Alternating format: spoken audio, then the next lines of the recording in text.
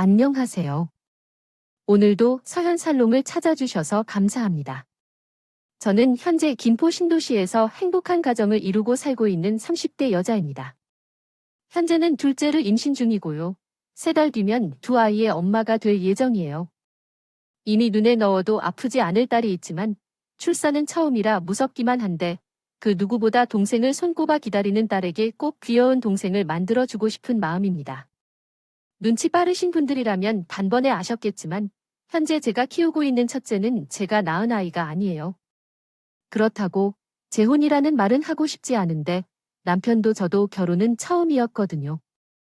다만 남편은 결혼 전부터 아이를 키우고 있었고 저는 기꺼이 그 사실을 받아들이고 두 사람과 가정을 이루기로 결심했는데요. 제가 남편과 결혼하기까지의 사연도 참 기구합니다. 제가 남편을 만나게 된 계기가 그리 아름답지 않았거든요. 오히려 살면서 가장 힘든 시절이었고 그런 힘든 시간에 지금의 남편과 딸을 만나게 된 건 그때 당시는 저에게 일어날 수 있는 최악의 사건이라고 생각했는데 이런 표현이 어떻게 들릴지 모르지만 저는 죽어도 남편과 결혼하고 싶지 않았어요. 하지만 단연코 지금은 제 인생의 두 사람은 둘도 없는 행운이라 말할 수 있는데 그때는 미처 그걸 알지 못했던 거죠. 그저 제가 돈에 팔려가는 그런 기분만 들었거든요. 그렇기에 그런 제 이야기를 한 번쯤은 이야기해보고 싶었는데 이렇게 할 수 있게 되네요. 저는 어릴 때부터 사업을 하시는 부모님 덕에 큰 어려움 없이 자랐어요. 저도 그렇지만 저보다 3살 많은 언니도 풍족하게 하고 싶은 건 전부 다 하고 살았죠. 물론 그렇다고 저희 집이 재벌처럼 돈이 아주 많은 그런 집은 아니었어요. 워낙 부모님이 어릴 때나 사업이 자리 잡기까지 고생을 많이 하셔서 적어도 당신들 자식인 저와 언니한테만큼은 좋은 환경을 만들어주고 싶었기에 가능했던 거였죠. 그리고 다행히 제가 대학을 나와 직장을 다닐 동안까지 저희 부모님의 사업은 건재했는데 당시 대학을 다니며 만난 남자친구와는 6년째 연애 중이었어요.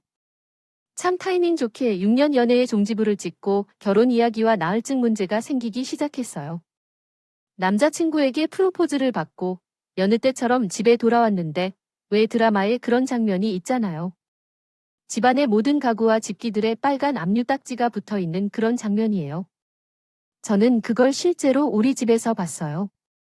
집안의 모든 물건을 압류라고 적힌 스티커 같은 게 붙어 있었어요. 저는 아는 게 없었기에 당황했고 그제야 거실 한켠에 망연자실한 엄마의 모습이 눈에 들어오더군요. 사실 부끄럽지만 저는 그 지경이 될 때까지도 부모님의 사업이 그 정도로 어려운 줄 몰랐어요.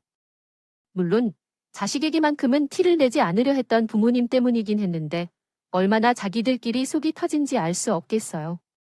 내 속이 다 타들어가는 것 같았죠. 엄마, 이게 다 뭐야? 압류라니. 지호야, 그게 있잖아. 아, 이걸 어디서부터 말을 해야 하나.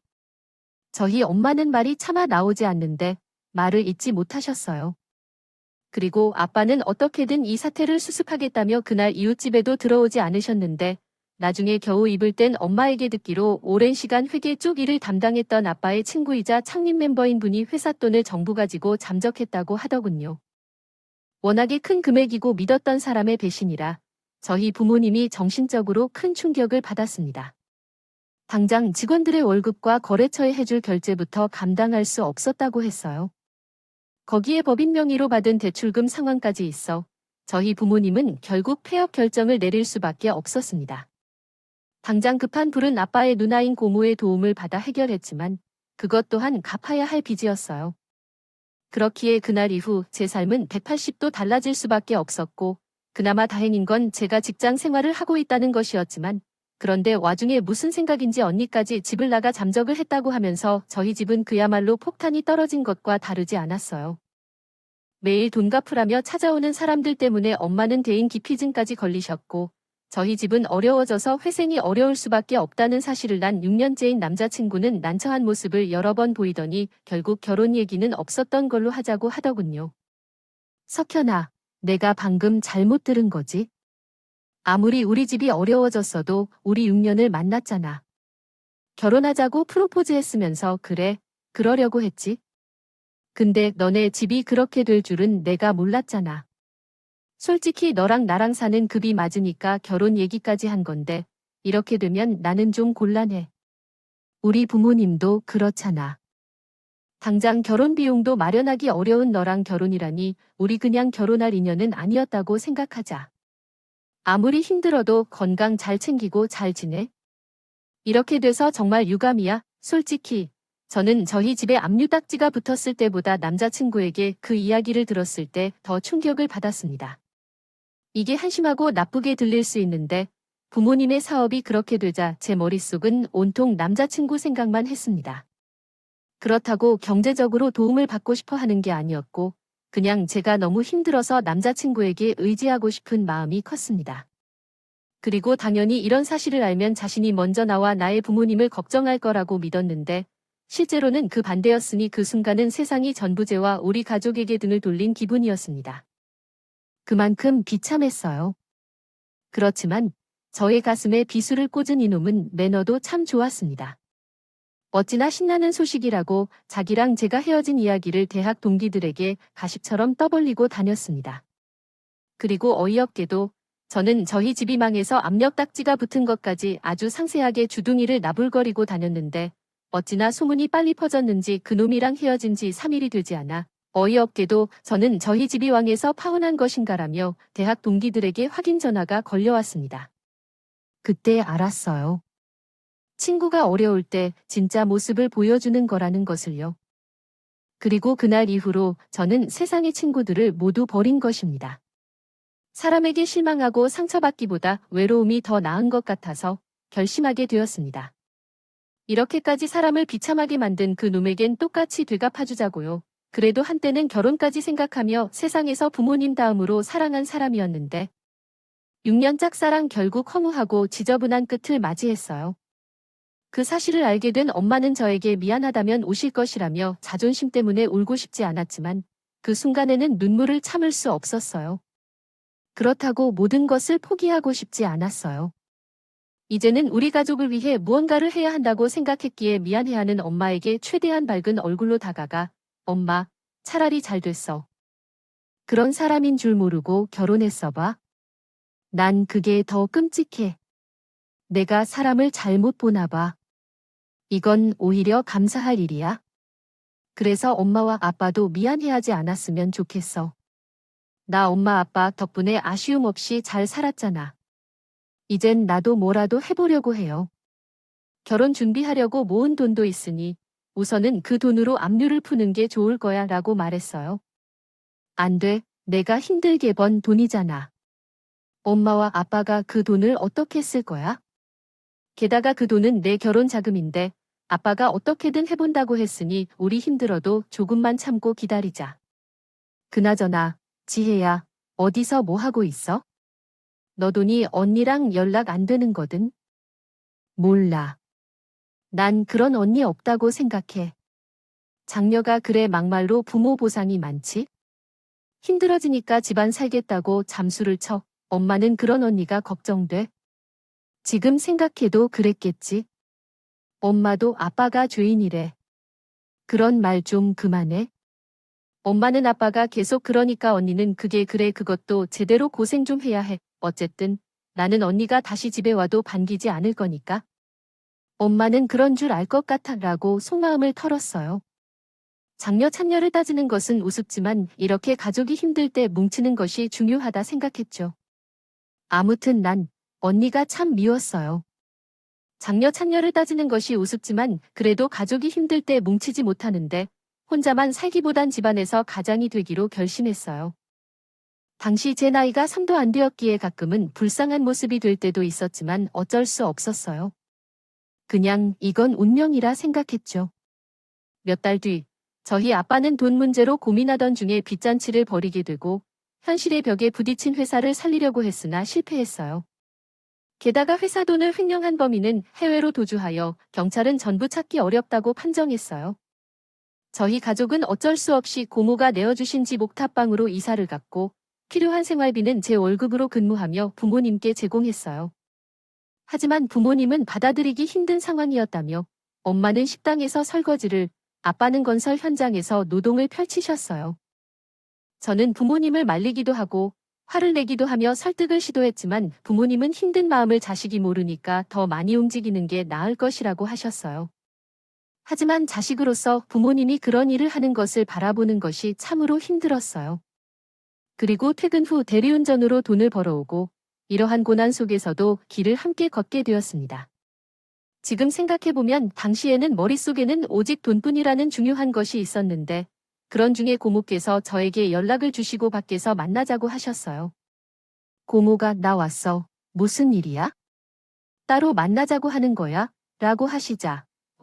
다른 건 아니고 너 선 보여줄래? 하셨어요. 고모가 너 이제 고작 26살인데 나이가 뭐가 중요해? 성인이잖아 라며 말씀하셨고 게다가 너네 엄마한테 들었는데 너 연애하던 그 사람과 헤어졌다며? 그럼 지금 애인도 없는 싱글이야? 딱이지? 라고 이야기하셨어요. 그래도 제가 지금 연애할 여유가 없잖아요. 거기에 선이면 결혼을 위해서 만나는 건 아니에요. 라고 제가 말했고, 그래, 그렇지. 결혼도 안 할 건데 뭐하러 시간 쓰고 돈 쓰면서 사람을 만나니? 라고 고모가 말씀하셨어요. 그런 말 하지 말고 너네 아빠 도와준다는 마음으로 선을 봐줘. 라고 고모가 이야기하고 하물며 조카한테 이상한 사람을 소개하겠니? 라는 제가 말하자 제가 손 봐주는 게 아빠를 도와주는 거야? 왜 그래요? 설마 고모가 소개해준다는 사람이 아빠랑 연관이 있어요? 하면서 저에게 물었습니다. 그야 없다고는 할 수 없지. 사실은 고모도 연결돼서 제안을 들었는데 고모가 소개하려는 그 사람이 너네 아빠랑 연관이 있더라고. 거래처 사장이야 라고 말씀하며 사장이요. 저는 순간 누가 망치로 제 머리를 친 것처럼 띵이 오는 것 같았어요. 아빠가 하신 제조업이 오래되어서 주변에 젊은 사장이 없었던데 그렇기에 고모의 말에 전 적지 않게 충격을 받았고 이건 말이 좋아서니지. 돈 많고 나이 많은 그런 사람과 결혼해서 아빠를 도와주라는 말도 안 되는 제안임을 직감했죠. 외쳤어요. 그래서 저는 다짜고짜 고모에게 화를 냈어요. 고모, 아무리 우리 집이 그렇게 됐어도 당신은 고모로서 조카였잖아요. 고모는 조카보다 돈이 더 중요하시다니. 그래서 저더러 돈 많은 아저씨한테 시집가서 아빠 좀 도와주라고 하는 건가요? 라고 이야기했죠. 고모, 지금 제정신 맞아요? 왜 너 이렇게 화를 내? 라고 고모에게 설득하려고 했어요. 하지만 고모는 말 좀 들어봐. 너보다 나이는 좀 많은 건 사실인데 사람이 나쁘지 않아. 물론 애도 있지만 결혼한 적은 없단다. 라고 말했고 이런 소리를 하는지 정말 놀라워서 뒤로는 아무런 대꾸도 하지 않았어요. 그저 고모를 노려볼 뿐이었죠. 라고 설명했습니다. 아무 말도 하지 마세요. 그리고 고모가 제대로 아는 것 같지 않아서 당장 짚어 말씀드리자면 지금 고모님께서는 저를 많은 돈이든 집에 시집 보내라고 말씀하신 건가요? 그런 말씀 하실 수 있는 건지요? 제가 싫어해요. 고모님께서도 정말 실망하시네요. 저는 먼저 자리를 떠났습니다. 그러자 고모님께서 자기 이야기가 끝나지 않았다며 제가 따라오라고 나왔는데 더 이상 듣고 싶지 않았어요. 그리고 그렇게 죽을 맛까지 난다는 말씀이었는데 그 후에도 고모님은 저만 보시면 그 남자와 어울리라고 하셨어요. 저는 고모님께 싫다고 말했습니다. 아무리 돈이 많다 해도 그런 결혼은 안 하겠어요. 알겠어요. 그럼 그냥 사람을 만나볼게요. 고모님 입장도 고려해 주세요. 고모님도 부탁받은 건데 내가 나가서 싫다고 하든 싸움을 피운다 해도 그 뒤에는 고모님도 아무 말 안 할 거예요. 그러나 정말 좋아하는 사람한테 시집가라고 말할 수 있을까요? 저는 고모의 말에 한숨을 쉬며 알겠다고 했습니다. 이런 식으로 시달리는 것보다 한 번 나가서 제대로 제 의사를 전달하고 온 게 더 편할 것 같아서 고모님께 그 남자가 몇 살인지 물어보았습니다.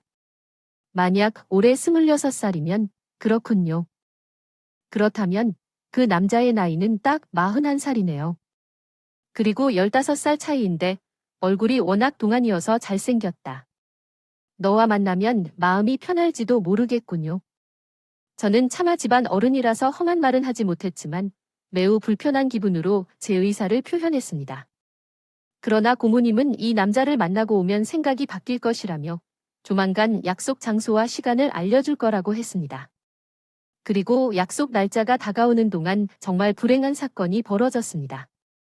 그때도 저는 퇴근 후 대리 운전을 하며 더 벌려고 나갔는데 하필 그 차가 최악이었습니다. 새똥보다도 더 나빴던 그 여자친구 3명의 차였죠. 이게 누구야? 임지호가 대리우버 타다 왔어.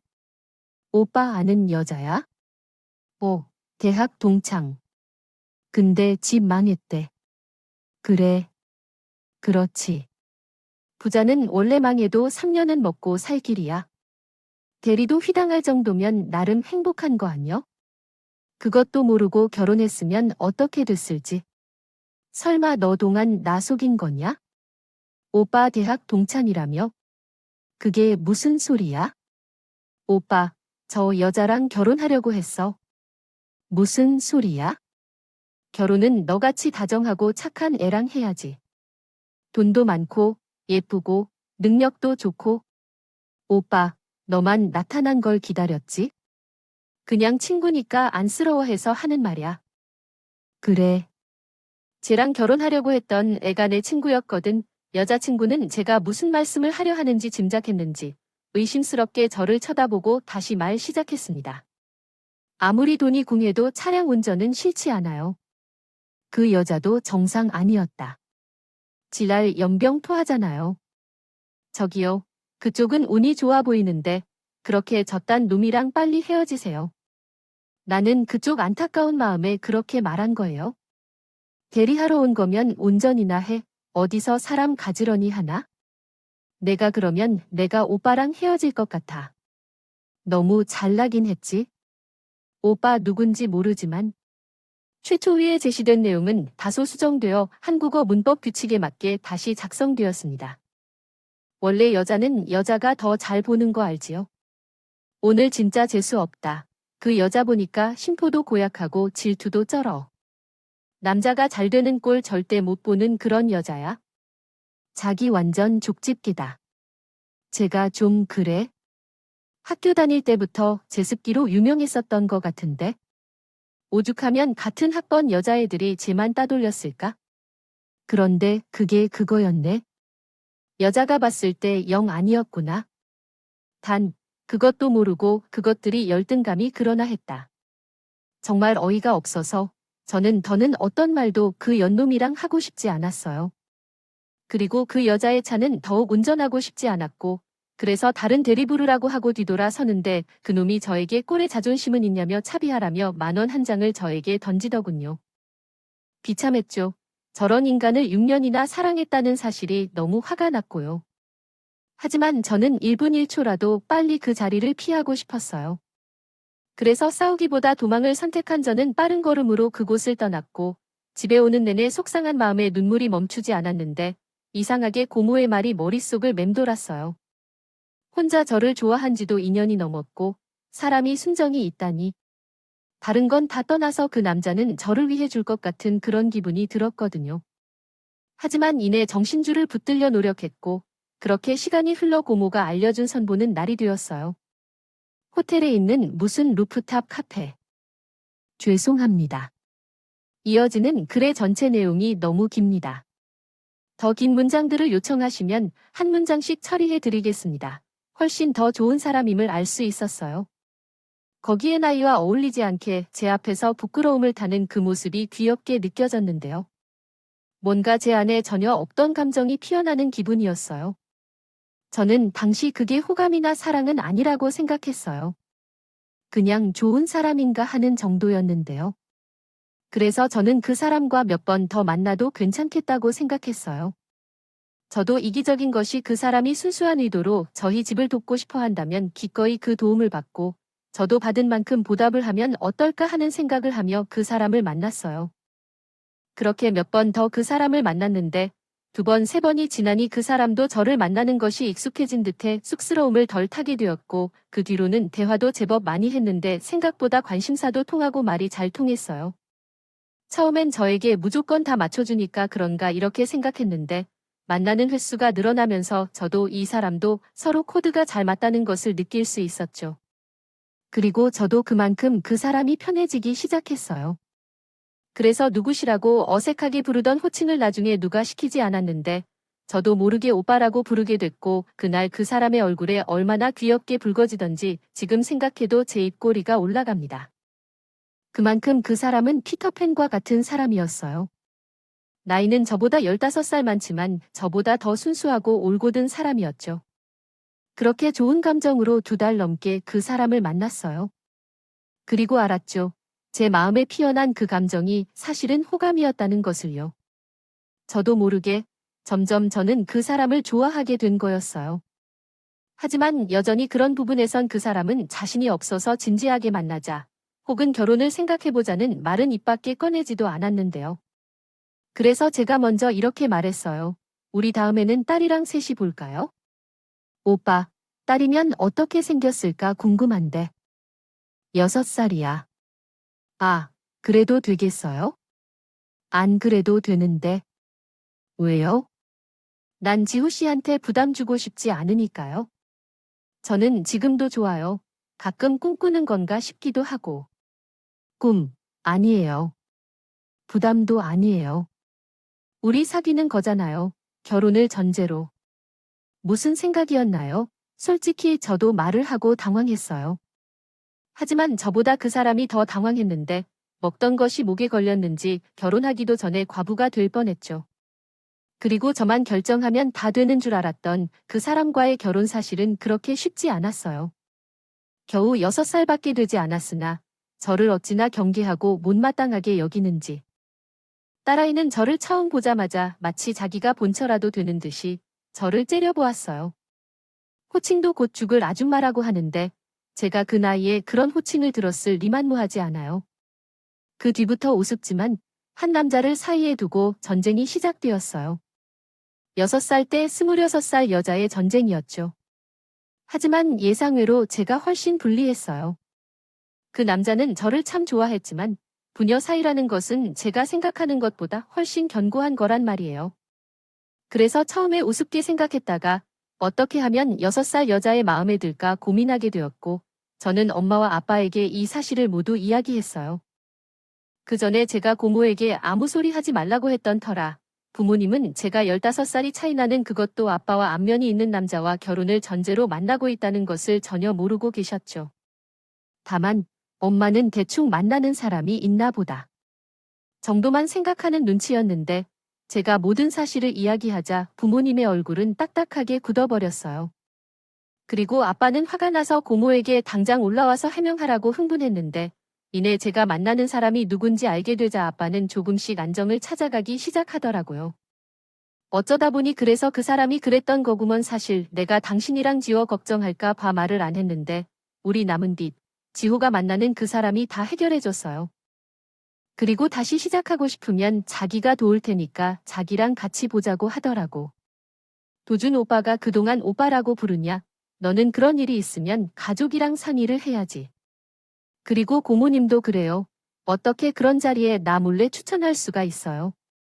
너도 알잖아. 좋은 사람인 거 나는 뭐 들어서 하는 거지만 사람 평판이 너무 좋더라고. 애가 있어서 그나마 그 사람 짝이 없는 거지. 애만 없어봐. 벌써 다른 여자가 책 같다. 고모님. 그래도 저는 너무 충격이에요. 그리고 지호야, 엄마는 너 아무리 좋은 사람이라도 그런 결혼은 안 했으면 좋겠다. 딸이라니, 엄마 나도 이런 마음이 생길 줄 몰랐는데, 나 그 사람 좋아. 돈 많아서 사장이라서 그런 게 아니라 사람이 너무 순수하고 귀여워. 너보다 15살이나 많은데 귀여워. 미쳐도 단단히 미쳤네. 동안이라니까 엄마도 보면 생각이 달라질 거야. 근데 지금 문제는 그게 아니라니까. 6살 꼬마가 눈에 쌍심지를 켜고 나랑 도진 오빠랑 갈라놓고 있다고. 딴 여자면 내가 어떻게든 하는데 걔는 도준 오빠 딸이잖아. 아머리야, 여보, 지금 이걸 어떻게 받아들여야 해? 어쩌겠어. 우리 딸이 좋다는데 그리고 자기도 잘 기억해봐. 김도진 사장. 자기도 괜찮다고 좋은 여자 있으면 소개하고 싶다고 했잖아. 내가 무엇보다 사람 괜찮은 건 내가 알지. 경영 능력도 있고 사람이 의리도 있어. 효율이는 무슨, 자기가 그렇게 사람을 쉽게 판단하니까. 뒤통수 맞고 그런다는 거잖아. 엄마? 그 사람 진짜 괜찮아. 그래, 옳게. 내가 이상한 사람을 지호한테 만나보라고 했겠어. 그리고 이미 별다른 말도 하지 않고 그렇게 도우려 했다는 건 사람이 그만큼 됨됨이가 됐다는 거잖아. 그러니까 옳게도 긍정적으로 생각해. 그만한 사람이 진짜 없다니까. 혹 데려갔다가 혹 붙어서 온다고 저는 뜻밖의 엄마의 반대에 부딪히고 말았어요. 하지만 원래 인연은 어떡하든 이어진다고. 이내 그 사람을 만나게 된 엄마는 그제야 누군지 기억이 났는지 아빠처럼 그 사람을 반겼고 문제에 따라 있는 끝까지 자기는 엄마 따윈 필요 없다고 버티다. 어린이집에서 매년 하는 가족 운동회 때문에 저에게 마음을 열기 시작했어요. 퇴근하고 저녁에 지친 몸을 쉬고 있는데 그 사람으로부터 전화가 걸려왔고 저는 반가운 마음에 전화를 받았는데요. 그게 그 사람이 아닌 딸이었어요. 어찌나 긴장하며 전화를 받았는지 부장님 전화도 그렇게 안 받는데 어느새 제가 자세까지 고쳐 앉고 전화를 받고 있더라고요. 지유라, 무슨 일이야? 아줌마, 달리기 잘해요? 달리기, 딸아이의 용건은 간단했어요. 매년 어린이집에서 가족 운동회를 하는데 늘 할머니, 할아버지가 참석해 게임에는 참여하지 않았던 모양이에요. 그런데 문제는 딸아이 친구들이 그 딸을 놀렸다는 것 같았어요. 그래서 그날은 아빠인 그 사람이 운동회에 가기로 했다는데 나중에는 엄마가 없어서 아빠만 오지 않느냐며 딸을 놀린 것 같았어요. 처음에는 어린이집에 안 다니겠다고 했다는 것 같은데 얼마나 자기에게 그게 중요했는지 내 도움이라도 받을 생각을 했을까 생각이 들었어요. 제 마음이 다 속상했다. 그리고 그에게 차가 이렇게 물었는데 아줌마, 게임도 잘해요. 1등 할 수 있느냐? 고 했어요. 저는 지금 완전 진지해서 딸아이는 정말 진지한 목소리로 말했다. 그리고 그 사람에게 사정을 듣고 나서 딸아이를 만나게 해달라고 요청했고 딸에게 회심의 미소를 짓고 이렇게 확답했어요. 그게 제가 딸에게 인정받는 순간이었거든요. 지유라, 아줌마. 운동이란 게임 진짜 잘해. 어린이집 엄마들 중에서 1등 할 자신 있다. 라고 했어요. 그날 이후 저는 집에 돌아와 뭔가 큰 대회를 준비하는 선수처럼 매일 퇴근 후 운동장을 뛰었어요. 그 사람은 어린이집 운동회였을 뿐인데 왜 그렇게까지 했느냐고 데이트나 가자고 했지만 저는 그렇게 할 수 없었어요. 대망의 그날이 밝았을 때 그 사람의 부모님은 저를 처음 보는 것임에도 불구하고 아주 반갑게 맞아주셨고 나이 많고 딸까지 있는 당신 아들을 만나줘서 연신 감사하다며 제 손을 잡으셨는데 어쩌다 그 사람의 식구 사이에 있는 것이 어색하지 않았어요. 지금은 시어머니가 되셨지만 당시 어머님은 제 엄마보다는 나이가 꽤 있으셨어요. 성품이 곱고 인자하시고 아버님이 말은 많이 없으시지만 자상하셨는데 그런 부모님 밑에서 자라 그 사람이 그렇게 바르게 자라나 했구나 싶었어요. 그날을 위해 준비했던 나는 부모들을 대상으로 한 모든 게임에서 족족 1등을 따냈지만 이어달리기까지 이기고 마는데 어떤 성실한 부모들이 선생님에게 항의를 한 것 같았어요. 결국 나는 선생님에 의해 원장 선생님 앞에 불려갔는데 인상이 별로인 학부모들이 예의도 없이 나에게 삿대질을 하며 선생님과 원장님에게 문제를 제기했어요.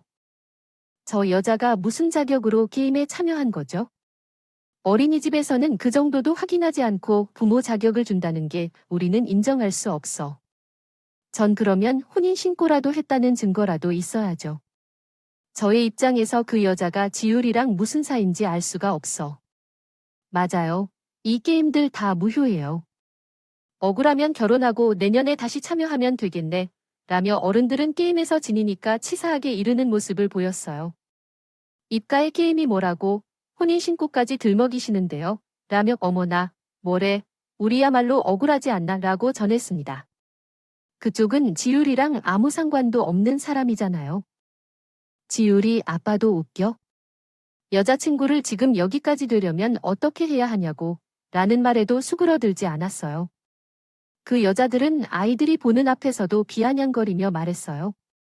그래서 저도 더 화가 났지만 그래도 딸아이를 봐서 참아야 하나 내적 갈등을 벌였는데 지율이가 먼저 소리를 질러 그 여자, 우리 아빠의 여자친구 아니고 우리 엄마예요.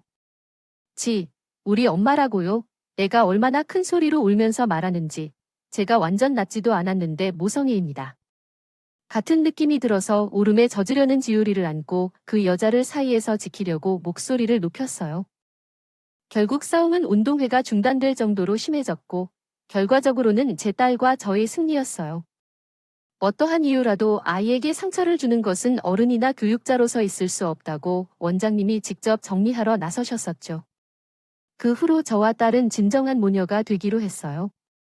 어린이집에서는 부모가 참여하는 행사가 많다는 것을 몰랐는데, 그러나 그분은 일이 바빠서 대부분의 행사에 참석하지 못했던 것 같았죠. 하지만 제가 그분과 매번 함께 행사에 참여하니 딸이 얼마나 좋아하는지, 나중에는 그분보다도 딸이 먼저 접근하게 되었어요. 혹시라도 아줌마가 빨리 엄마가 되었으면 좋겠다거나 할머니, 할아버지도 빨리 그렇게 되었으면 좋겠다는 청혼을 하시는 그분의 모습에 정말 기뻤어요. 그리고 그날 이후 우리는 정말 가족이 된 것 같았어요. 또한 거의 포기했던 횡포자도 결국은 그분의 인맥 덕분에 잡을 수 있었는데 다행히도 그 범인이 그 돈을 새로운 사업에 투자하지 않아서 결국 돈을 되찾을 수 있었답니다. 그로 인해 아빠는 하늘이 풀렸다고 자신 있게 다시 사업을 진행하시는 것을 보며 엄마는 나의 남편에게 너무 감사해 하시더라고요. 또한 까칠했던 딸도 우리와 함께 살게 되고 나니 완전히 제 마음속을 접어주기 시작했어요. 무엇보다도 어린이집 맞이도 나갈 때 그녀를 안고 있는 모습을 보면서 그 순진한 눈빛 속에 내게 달려와 안아주는 모습은 너무나 행복했어요. 엄마라는 호칭이 참 신비로웠는데 그 호칭을 들을 때마다 진짜 엄마가 되는 느낌이었어요. 이런 소중한 꿈을 향해 나아가고 있는 나의 삶, 그리고 나의 아이가 사는 세계를 내가 바꿔줄 수 있다면 얼마나 좋을까 하는 생각까지 들었었죠. 그 결과 지금은 나는 그녀의 엄마로서 참으로 행복하구나라는 생각을 하게 되었답니다. 한 가지 더 말씀드리자면 이런 내면 사정도 모르고 있는 사람들은 돈을 보고 남편과 결혼했다는 비난을 하기도 했지만 나는 일부러 속임수를 쓸 일도 없을 것 같아 대학 동기들에게 청첩장을 보냈더니 나쁜 소문은 주로 그곳에서 생겨났어요. 왜냐하면 그런 매너 없는 사람이 가만히 있지 않을 테니까요. 또한 원수는 외나무다리에서 만난다더니 그 놈을 서울 명동에 있는 백화점에서 마주치게 됐는데 전에 듣던 차주인이 아니셨어요. 오히려 제가 감지한 것보다 훨씬 나이 많은 여자와 함께 그 여자의 쇼핑백을 들고 있는 그의 모습을 보았어요. 그분은 나를 발견하고 내 남편을 살짝 쳐다보더니 이내 아무 말도 하지 않고 지나가려 하더군요. 처음에는 불러서 망신을 당하게 할까 고민했지만 그러면 나도 똑같이 후진한 사람이 될 것 같아서 일부러 모른 척했어요. 하지만 나도 알고 그 놈도 알았어요. 내가 얼마나 멋진 사람과 결혼했는지. 그날 이후에 신기할 정도로 동기들 사이에 소문은 사라졌어요.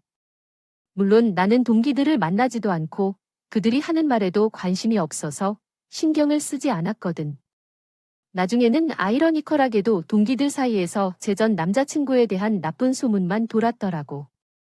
그때 그놈은 백화점에서 봤던 여자와 결혼한 모양이었어요.